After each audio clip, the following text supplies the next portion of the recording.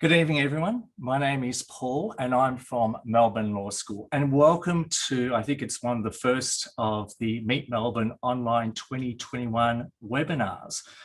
This is a series of webinars that the University of Melbourne has over the next few weeks. So we encourage you to perhaps tune into some other great webinars that we'll have available in the next up and coming few weeks.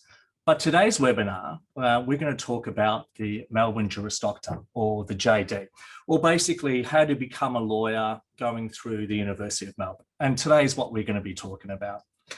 So the way that I'm going to sort of play this out is basically I'm just going to give a very quick overview on the Melbourne JD. Now, by very quick, I'm just going to give you some of the key points of the Melbourne JD, basically what it's about, the entrance requirements, some of the key unique parts of our law degree.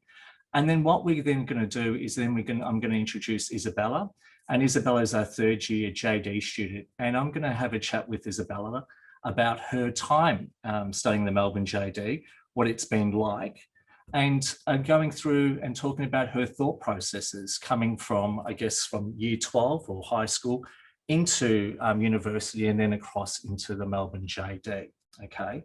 Now, what I would like to do next, I guess, is, oh, sorry, I should go back here. Let me go through here. So, apologies for that, everyone. So I'd like to do is just do an official welcome. So I'd just like to welcome everyone here, but I also like to acknowledge the traditional owners of the land on which the law school stands. We pay our respects to their elders, both past and present. So let's talk about the Melbourne JD, okay? So the Melbourne JD leads to admission to practice law in all Australian jurisdictions, okay? And it can be used as the basis for seeking admissions in other jurisdictions overseas. And by those jurisdictions, I'm referring to places like the UK, USA, Singapore, India, Malaysia now, into New Zealand. So there's a few other places where you can actually take this particular law degree. But the main point about the Melbourne JD is that it will qualify you to be a lawyer. So if you're interested in becoming a lawyer, this is the degree that you actually do. Now, how is the JD structured? Basically, you're doing 16 compulsory subjects. Those are the subjects you must do to qualify to then go on and practice law. And you then got a choice of 8 electives. And those electives come from a real big range of subjects that we have available here at law school. Now, the degree is 3 years full-time, or it can be accelerated 2.5 years with approval. So not many students have done a 2.5-year JD. I don't think I've ever met a student who's done a 2.5-year JD. The majority of students do undertake and complete the JD in about 3 years, sometimes even 3.5 to 4 years. There is also a part-time option. So if you did decide that you want to come back and do this part-time while working or doing some other things, then that is also available. And that usually takes 3.5 to 6 years to complete, okay? And the commencement of a JD, it's basically early February. So there is no mid-year intake. The way that we do an intake for JD, it's start year only, okay? Now, the other great thing about the Melbourne JD is, I guess, an outlooking law school. It's quite a big global player in terms of law, both here in Australia and overseas. And that's also reflected in our partnerships that students have access to while they're studying a JD. So the great thing about a JD is you can complete your law qualification here, but also do a master's degree, master's degree in another university from overseas. And they include University of New York, you've got British Columbia there in Canada, and also you've got University of Singapore, Cambridge, and of course Oxford. So that's quite a unique thing where you can do. So in 3.5 years, you can do a JD and then complete also a master's qualification as well from one of those universities. So that's quite interesting if that's something you really want to do. Now, the great thing about the law school, and I think one of the the biggest draw cards about studying law here is the career opportunities that a JD sort of opens up. At the moment, we sit at a 92% graduate outcome. So We're quite proud of that. It's quite a high graduate outcome. A majority of our students do go off and work for law firms. They work for government agencies, both here and abroad. And they also work for consultancy firms like KPMG and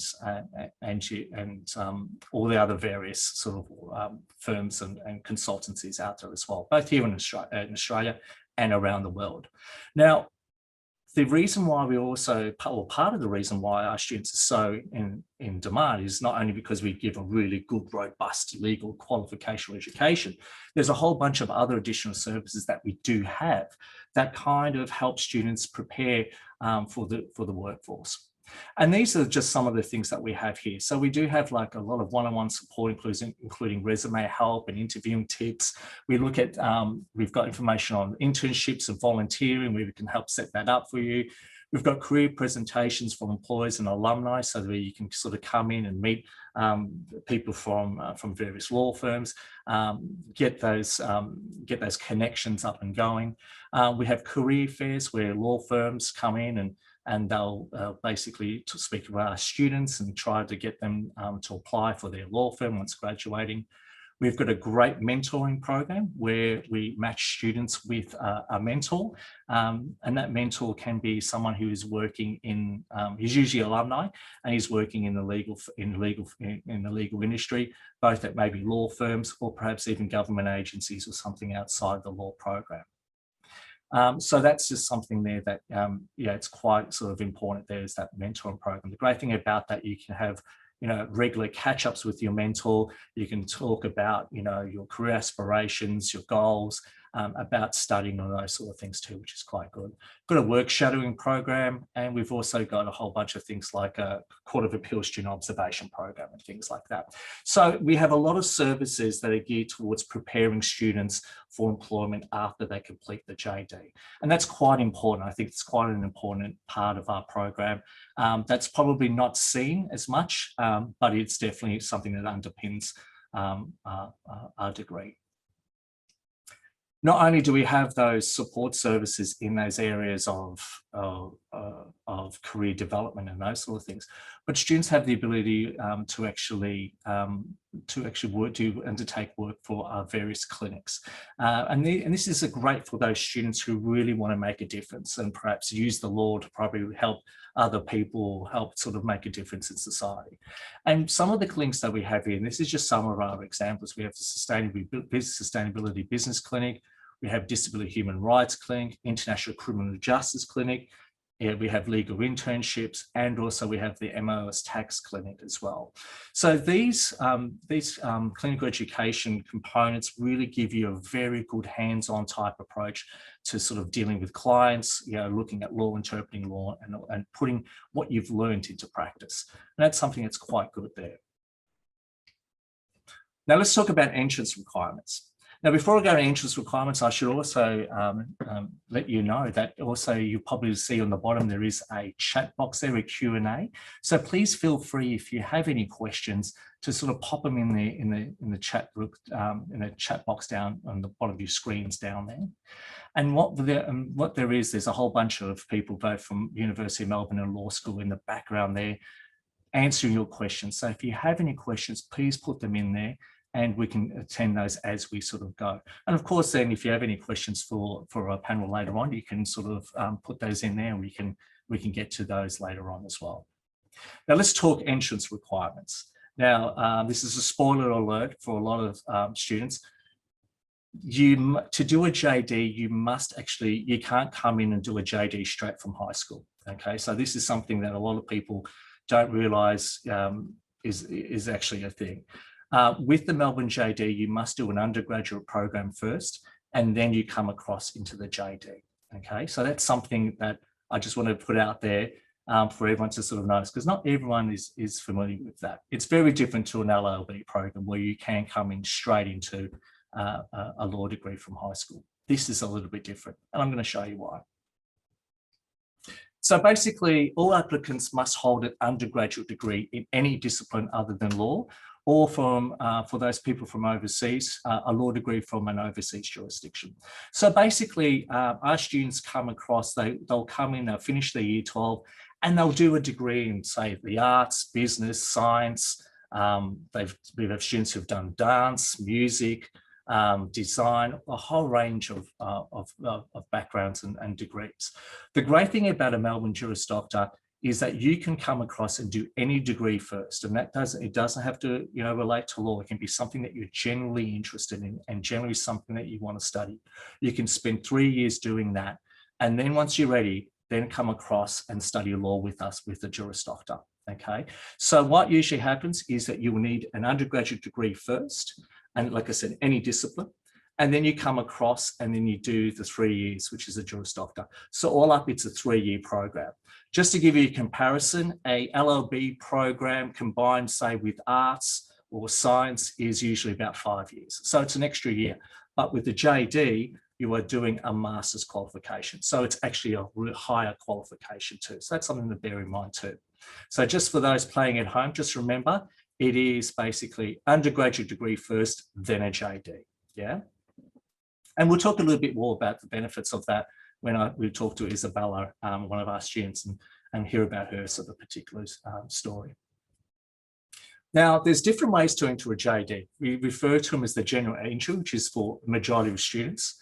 And you've got the guaranteed entry, which is based on ATAR score. And I'm going to go through both of these particular entry points into a JD, okay? So let's start with general entry requirements. Okay, so as I said, applicants must hold an undergraduate degree in any discipline, and I do mean any discipline, as long as it's an Australian equivalent undergrad. So students, once you have your degree, your selection is based on 2 main parts. It is academic performance. So all your academic performance in all your previous studies. So your GAM, or your GPA, or your WAM, your weighted point average, or your marks basically for those 3 years in the undergraduate degree. We'll take that into consideration.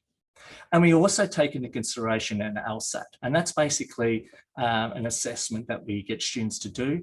And basically, it's an external test that we get students to do, and basically we use the score at the end of that to then, combined with the academic performance, and we make an offer based on those 2 things. Now, the LSAT it's a test, but it doesn't test for legal knowledge. It tests for things like reasoning, how you sort of interpret data, how you read, your comprehension, those type of things too. So it's not something that you can sort of prep for in the sense that, you're going to be asked law-based questions. It's nothing like that.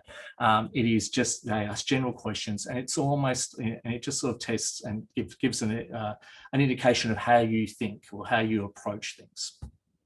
There's also, with this, Graduate Access Melbourne, which is our special consideration.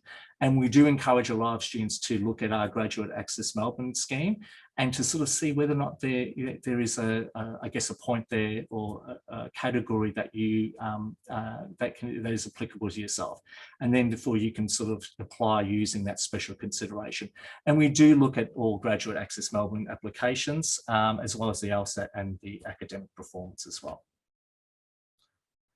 And this is the GAM that we were speaking about here. So basically, circumstances could be Indigenous, you could be a refugee, disability, medical condition, come from a rural, isolated area, or personal difficulties. So this is something that you can communicate to us if you did go through some difficulties when you were starting your undergraduate degree. Let's talk about the guaranteed entry based on ATAR. So this is the stuff that I guess is probably more applicable to you guys. Even though you guys will need to do an undergraduate first, you can be guaranteed a pathway into the JD via an ATAR type of approach. And this is the schemes that we do have in place here. The first one is the Melbourne Chancellor's Scholarship Program. You need that magic number of 99.9. I can hear probably the gasps in the audience now. But this program is for these high achieving students. So basically there's a scholarship attached to that, and basically you go ahead, there's a Commonwealth supported place that's made available to you, both in undergrad and across then, and your guaranteed entry into the JD, if that's what you wish to do. So to apply for that, basically you'd be offered it, once you're in the Chancellor Scholarship Program, you indicate what graduate degree that you want to undertake. In this case, it could be a JD or whatever one that you want to study. And then you make that, you let us know in the final year of undergraduate degree, and then you move across into the JD, okay? So that's the Melbourne Chancellor's Scholarship Program. The next one's a fee place guarantee. So again, a 99, again, the gasps in the audience.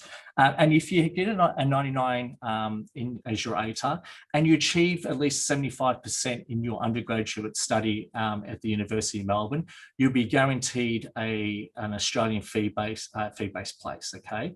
And students can opt to be considered for CSP places if they sit at LSAT. So these two programs or entry programs, you're basically coming in without doing an LSAT, okay? So this is what makes them a little bit more special as opposed to the general entry where you had to do the LSAT. And that finally brings me through the graduate access, graduate degree packages. Again, 99.8. If you get that, you are guaranteed a place at Melbourne Law School. You won't have to do the LSAT. And you just apply through VTAC. So then when you go through your VTAC selection, you'll see a bunch of those combined degree packages with law and science, law and arts, law and agriculture and what have you as well. And you can apply for them directly. So these type of guaranteed entries places will give you the chance to I guess, apply for the JD from using your ATAR score, yeah? And without doing an LSAT as well, which is quite an important thing. But just to sort of bear in mind that the majority of students, they basically go in through general entry. We have probably 98% of our students come through this particular entry, which is basically finishing their undergraduate degree in any university, not necessarily University of Melbourne, and sitting an LSAT, okay? So that's something that you should sort of bear in mind. Now, that very quick overview might have sort of sparked a couple of questions that you might have. And again, we encourage you to pretty much put that in the chat box downstairs. Now, there are some, you can really dive deeply into the Melbourne JD by just searching for the Melbourne JD. And then that will take you to our course pages, and you can really sort of, I guess, kind of really break it down and go into it and find out a little bit more about the subject you study, the exchanges that you can do, the other sort of extracurricular things that you can do as well. So that's something that if you're interested in, absolutely, I recommend that just sort of search a little bit more, do some more work with the Melbourne searching for the Melbourne JD. So that brings me to, I guess, the next part of our presentation. And that presentation is basically going through and chatting with one of our current students, and our current student is Isabella. And before we start speaking to Isabella, let me tell you a little bit more about Isabella. Isabella is a third-year student. Prior to studying her JD, she completed a Bachelor of Arts at the University of Melbourne with a Diploma of Languages in French. Ho, ho, ho.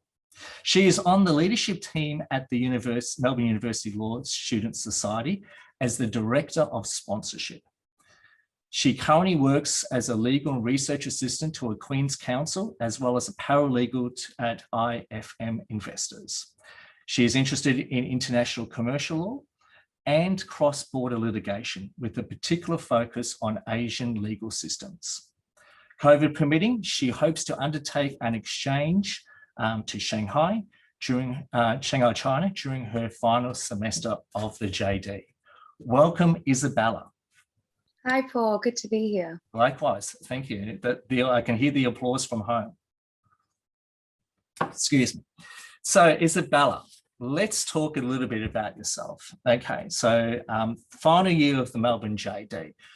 If you can, take yourself back to that time where you might have been studying your year 12, your final year at high school.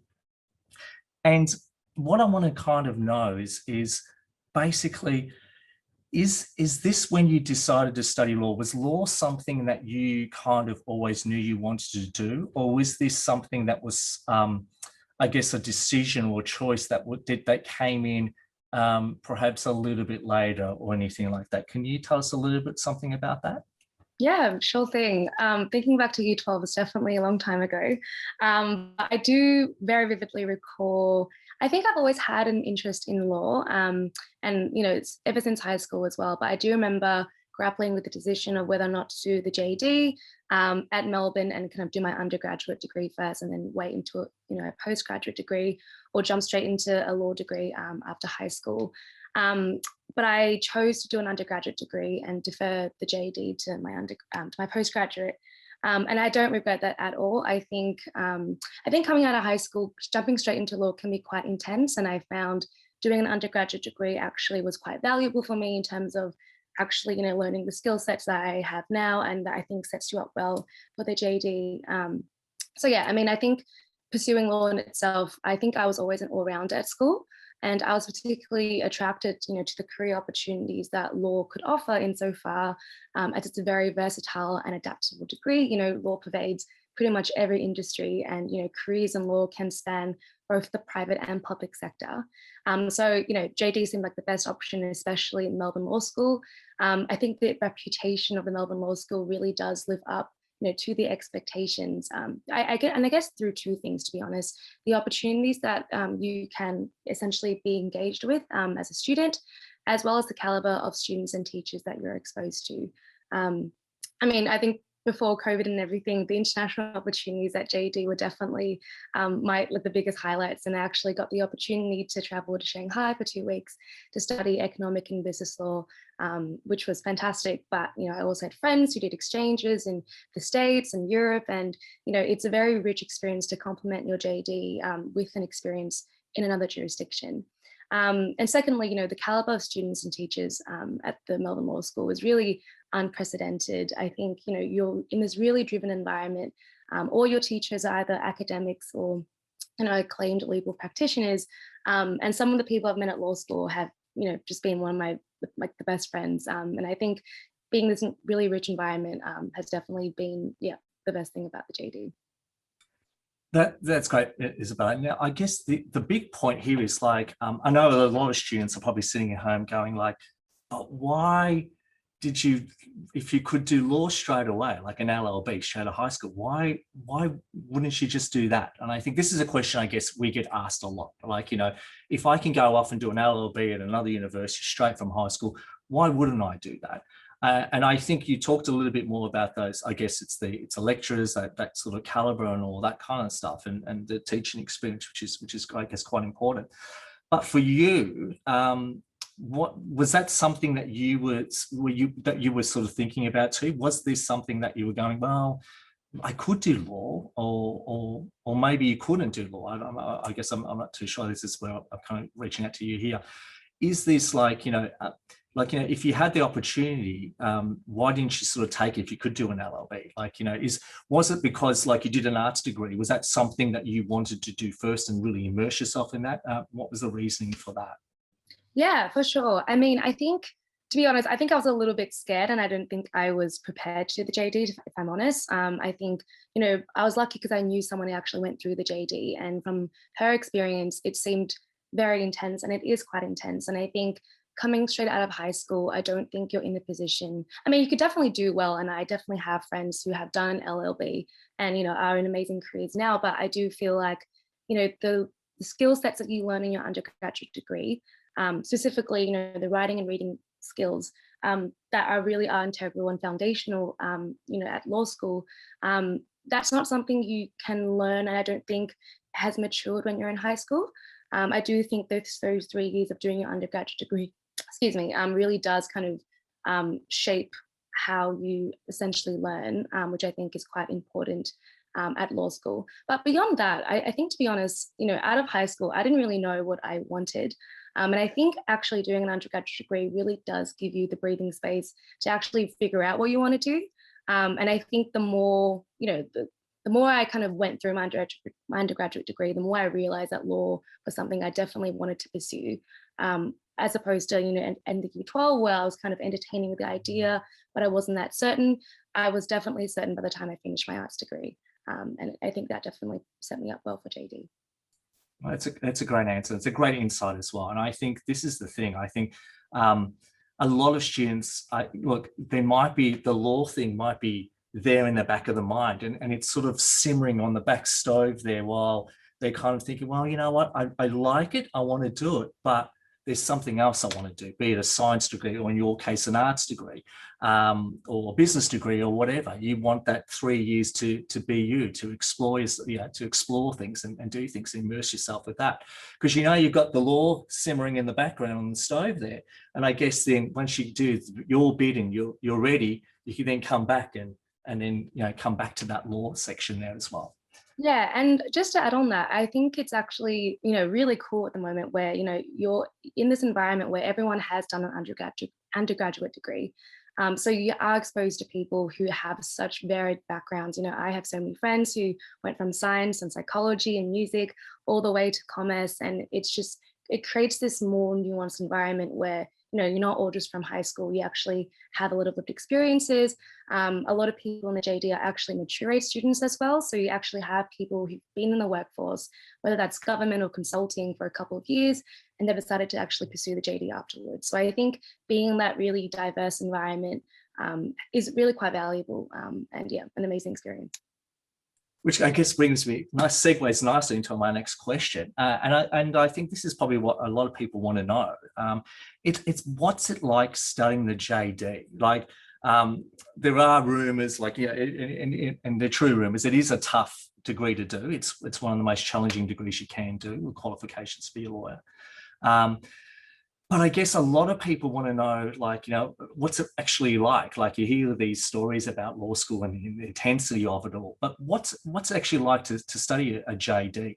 But more importantly, what would be like a typical day for you, like, in terms of classes or what you would do, all that, just to kind of give us an insight into Isabella's day in the life at law school doing the JD. Yeah, for sure. I mean, I feel like at the moment, a lot of my classes are online, so I don't think that's particularly interesting. But, prior to COVID, I think the thing about the JD, to kind of just preface this all, is that, it is a very challenging degree, but I will say that it's incredibly rewarding and incredibly rich. And no day really is the same. So, one day can consist of having classes, and that's, being at the actual law school, being in like a seminar and a lecture for 2 hours. You have a break in the middle, you get to get coffee with your friends, and then after that, you'd either go to lunch. There are a lot of good cafes and lunch spots at the Melbourne Law School, and your whole day can consist of having classes. But then after that, who knows, like, you could have a competition in the evening. So at the law school, there are so many competitions you can engage in, whether that's mooting, which is like a mock appeal, or witness examination. There are plenty of things to get involved in. Another day could be filled up with, work with a student society, or being part of, a journal such as the Melbourne University Law Review, which is one of, the best journals in the country, or the Melbourne Journal of International Law. So yeah, there really is something for everyone. And I think one of the best things about the JD is that, and I think you realize really quickly, that it's not just about academics. I think it's obviously, very clear that marks are important, and it is important to, stay driven, but at the same time, the richness of the JD is complemented by your extracurriculars, by the social engagements you're exposed to, and as well as obviously the people in the community. Thank you, Isabella. That's a sort of good answer, and I guess that is something to take out of that. There is an opportunity to actually have a life with studying the Melbourne JD. So it is not necessarily a lot of work. There is a lot of work. That's, I guess, part of it. That's part of why you do it, that intellectual challenge. But the fact is that you can take on, these extracurricular activities organised through like the student society that you're with, and all those sort of things. These additional competitions kind of is a great thing, which I guess kind of leads me to the other bit, which is the best bits about studying Melbourne Law School. So let's start off with the good stuff. So what is the best bit about studying at the studying a Melbourne JD at Melbourne Law School? Let's start with the good stuff. Yeah, for sure. I think firstly it's the community. I think prior to the JD, to be honest, I was quite apprehensive insofar as I felt like I heard horror stories about law school, and, you know, kind of perceptions about law school as being quite competitive. But to be honest, all those expectations were upended. For the most part, it is a really loving and supportive community, and it's not just your cohort. In fact, I lean a lot on my friends in the years above, and it's also really great to actually, you know, be able to mentor and help those in the years below you, because you've had that, you know, help yourself. And, you know, like I said before, you know, some of the best friends that I have made have been from law school. And I think it's just because you're in this environment where it's not, I don't want to say it's almost like high school again, because it's, you know, you're in this community again, but I do feel like it's this really beautiful journey where, you know, you're going through this very intense experience with, you know, the same groups of people. And I think from that, you do kind of foster these really, really rich relationships. And I think it's quite great as well, because more often than not, you know, these friends that you make at law school will be your future colleagues, and there'll be people you know, invariably stay in touch with. And most of the time, the people you meet at law school are very brilliant, and it's great to kind of have that network as well. So that's the first thing. The second thing, which I think I alluded to before, are the opportunities. I think being at the law school, like I said before, affords you the opportunity to meet an array of brilliant people. And I think, you know, beyond kind of the networking, which I do hate to say, you do really meet a variety of just brilliant minds. And I think that in itself is a very intellectually stimulating environment to be in. And, you know, whether that's, you know, working out that, you know, you don't want to pursue a certain area of law, or working out that you really do want to pursue a certain area of law, I think engaging in different conversations with different people, yeah, is really quite valuable. Sorry, I was just on mute there. Classic Zoom rookie mistake there by myself. Great answer. I guess the other question is on top of that is there's always the good bits, but there's you know, as I always say, with the good comes the bad. So let's talk about the bad, or not necessarily the bad, I guess, but the more challenging aspects of JD studying at law school. Can you perhaps elaborate on those? Yeah, of course. I will say the bad bits about law school is definitely the balance. I do find balance to be something that I'm still actually working on, and I don't think, you know, no one ever really perfects having a balanced life. I think, you know, obviously studying well and hard is well, and, you know, is really important, but you realize that it's only a subset of the law school. And I think to actually get the most out of law school, you have to kind of engage in, you know, the extracurriculars. But you also just want to, you know, have a good time and be social and like have a social life as well. So I think having to balance not only your academics, but your extracurriculars, and obviously, you know, volunteering as well, and working as, you know, as well as like your personal life and your family life. I think it does, it is quite difficult to balance it all. But I will say that I have learned to do that over the years of my JD. I remember in first year in particular, I was quite overwhelmed because, you know, I signed up for everything because I didn't know what to do, and I wanted to do everything and not miss out on anything. But I think, you know, the more you kind of progress through the JD, the more you realize, you know, what your priorities are and where you want to, you know, spend your time and energy. So I definitely think it's achievable, definitely challenging, but at the end of the day, it really is worth it. And the experiences you get, and I guess the richness of the JD really does counteract the challenges of it all. Which I guess kind of brings me to a question in the chat from Amy, where she does ask, like, and relates to just what you just sort of said there.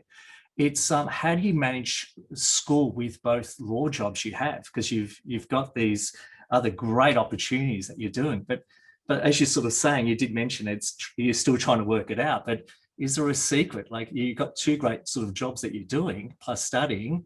How do you do it? It's Besides hard. being a superwoman. No, I to be honest, I think it's about prioritizing your time. So the JD is 3 years, but I actually extended my degree to 3.5 years. And that was a strategic, I guess, decision that I made, because I knew that, you know, as much as I wanted to do well at law school, I also wanted to complement that with work experience. And I felt that it was unfeasible for me to, you know, do the JD on time, which is, you know, 4 subjects a semester, and balance that with, you know, my extracurriculars on the student society, as well as working. But with the, you know, the decision to extend my degree by a semester, that really does give me breathing room, you know, to do 3 subjects a semester and take an easier load during the semester, but also be able to balance, other parts of my life. And to be honest, I think extending your degree by a semester or even a year is something that's very, very common at the JD. I don't have many friends who don't extend. And I think that's just because, you go into the JD and you realize that 3 years really isn't that much time at all. And by the time you figure out everything, it's already the second year and you have 2 more years left. So yeah, it does go by very quickly, but I will say that, the key to kind of balancing things is to kind of work out what you want and kind of prioritize your time according to that. So I knew that I wanted, a balanced degree, with work and volunteering and study. And with that, I made the decision to extend my degree so I could afford and have that time. But, I definitely have friends who are very keen to get into the workforce straight away, and they're very content with just studying those 3 years, and they still have the best time. So it really does depend on where your priorities are. But yeah, definitely don't feel the pressure to just do 3 years if that's something that you don't think complements with what you want. And that's a great answer, sort of perspective there, that you can extend the JD for just those reasons alone, like to really kind of spread it out. And so you can do the things that you really like to do or want to sort of experience. And there's a great question in chat here from Miriam about, do you get to do practical experience? For example, shadowing an experienced lawyer. Isabella, is that something you were able to do? Yeah, absolutely. So you get a lot of practical experience actually at the Melbourne Law School. I think that's one of the best things about it. So I actually did a subject this summer called legal internship. And that essentially is an opportunity for you to do a placement at any kind of, law internship in Victoria.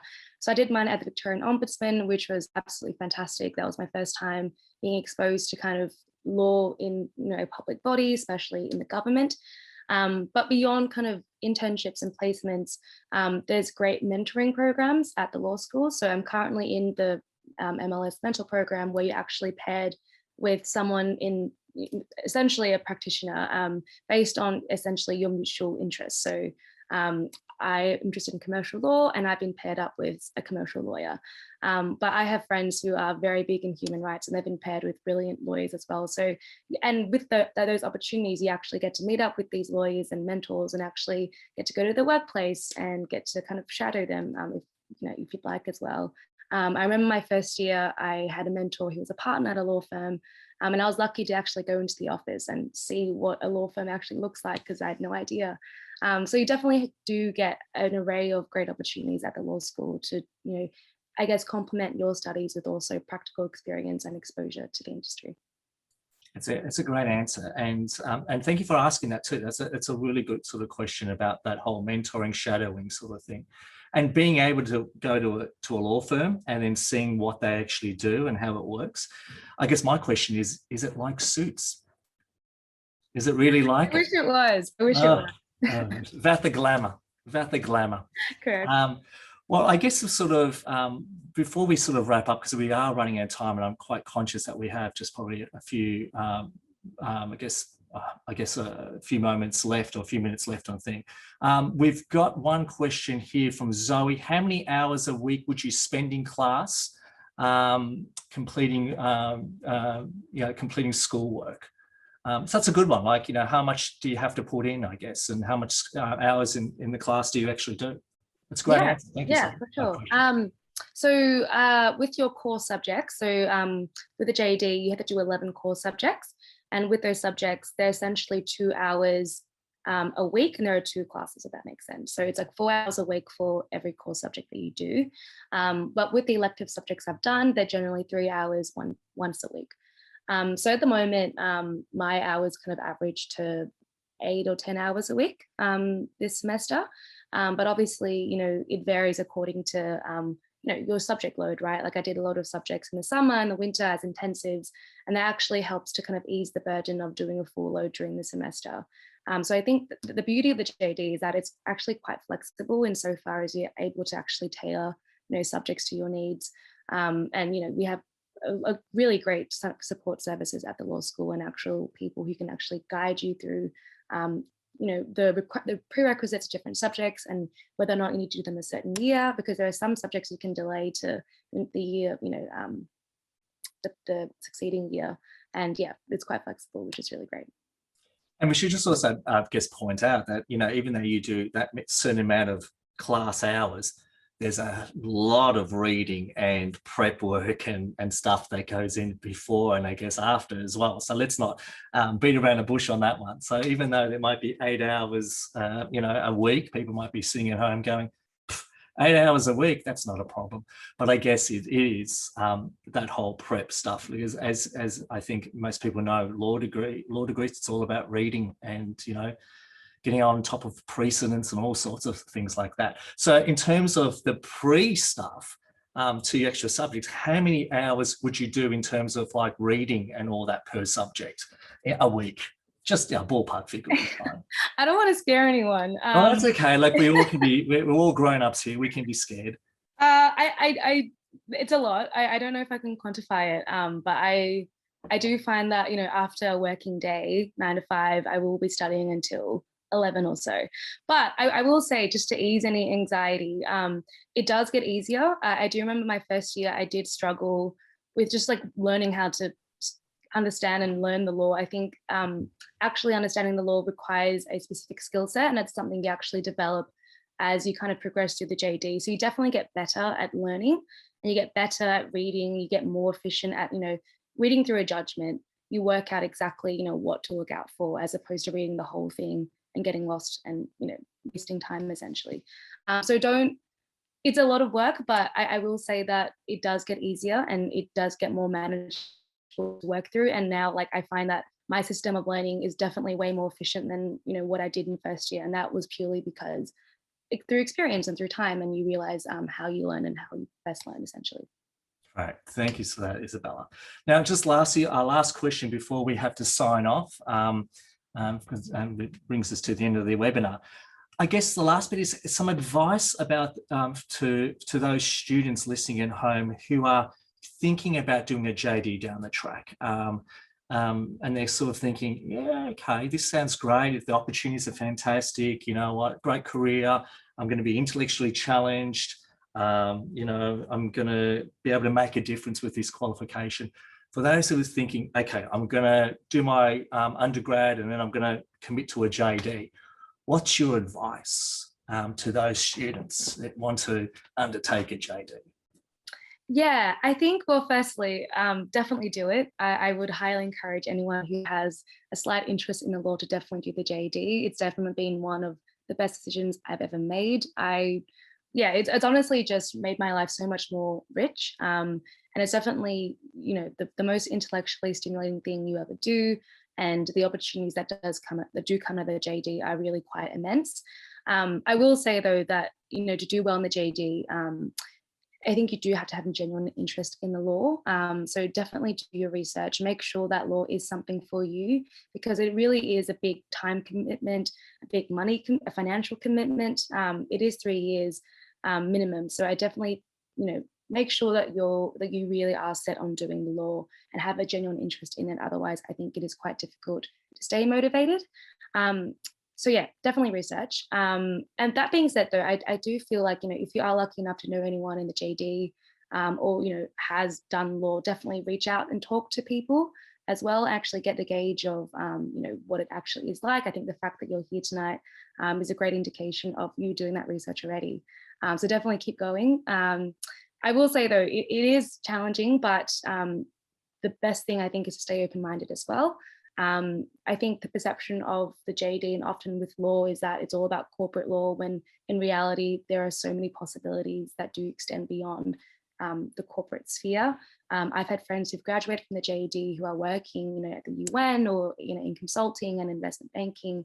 And I think, that's one of the best things about the JD. It really does set you up well, not only for your personal kind of fulfillment and I guess that enrichment of intellectual curiosity or whatnot, but I do think it sets you up well in life and as a great kind of jumping point for your career. That's some great advice. Thank you, Isabella.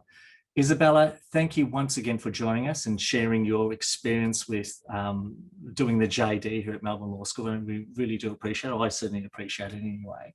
And giving some sage advice out there for those fans playing at home and thinking about a JD. So thank you so much for everything and for giving us your time and coming today.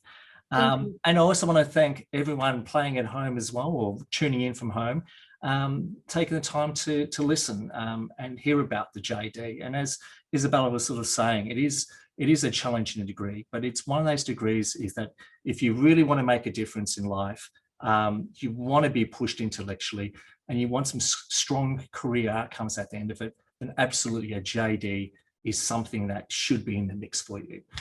So hopefully we get to see a majority of you listening in about 3 years or 4 years when you come, to the Melbourne Law School, and maybe Isabella might be one of your mentors down the track when you do study the Melbourne JD. So without any further ado, thank you so much, everyone, for tuning in at home. Thank you again to Isabella and to all the hardworking team behind the scenes working the chat rooms back there. Their fingers must be cramping up as we probably speak now, so they'll be quite relieved when this is probably over. So thank you once again, everyone. And if you have any other further questions, you can reach out to not only law school, but to the university, but also just do your general searches, and you can sort of connect with us. And we're happy to answer any of your questions down the track as well. So thank you very much, everyone, and have a great and safe night. Thank you.